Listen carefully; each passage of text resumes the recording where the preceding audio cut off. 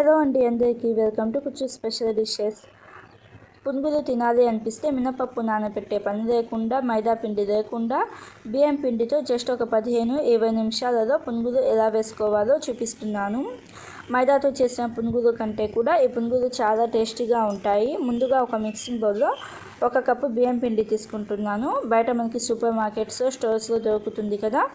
ఆ బియ్యం పిండి 1 కప్పు తీసుకొని అదే కప్పుతో 1/2 కప్పు గోధుమ పిండి, 1/2 కప్పు పెరుగు వేసుకొని ఒకసారి బాగా కలుపుకోవాలి. పుల్లటి పెరుగు తీసుకోవడానికి ట్రై చేయండి. ఇలాగా ఒకసారి బాగా కలుపుకున్న తర్వాత నీళ్ళు 1/2 కప్పు నుంచి దాకా 1 కప్పు దాకా వేసుకోండి.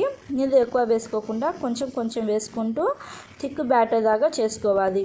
ఉండలు లేకుండా ఇలాగ పిండి బాగా కలుపుకున్న తర్వాత ఉప్మా రవ్వ ఒక 3 టీ స్పూన్లు వేసుకోండి. ఉప్మా రవ్వ 3 టీ స్పూన్లు వేసుకొని ఒకసారి బాగా కలుపుకొని పైన మూత పెట్టేసి 15-20 నిమిషాల పాటు పక్కన పెట్టుకోవాలి. మీ దగ్గర టైం లేకపోతే అట్లీస్ట్ ఒక 5 నిమిషాలైనా సరే పక్కన పెట్టుకోండి.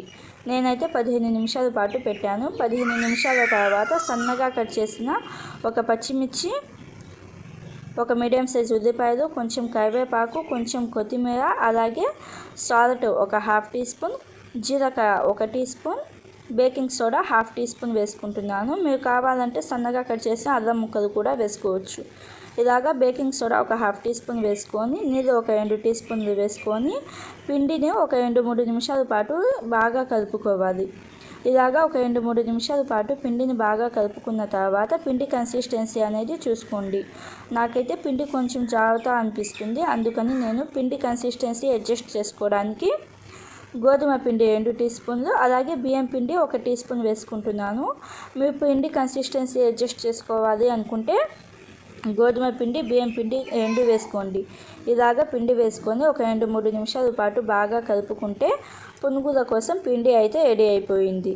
ఇలాగ పునుగుల కోసం పిండి రెడీ అయిపోయింది కదా. ఈ పునుగులు వేసుకోవడానికి కడాయిలో నూనె వేసుకొని నూనె కొంచెం లైట్గా హీట్ అయిన తర్వాత మంట మీడియం ఫ్లేమ్లో పెట్టేసేయండి. మంట మీడియం ఫ్లేమ్లో పెట్టేసి ఇలాగ పునుగులు వేసుకొని మీడియం ఫ్లేమ్లోనే ఉడికించుకోండి. మీరు హై ఫ్లేమ్లో పెట్టేసారంటే పైకి మనకి కాలుతాయి, లోపల ఉడకవు. అందుకని మీడియం ఫ్లేమ్లో పెట్టేసి ఇలాగ కలుపుతూ ఉడికించుకోవాలి.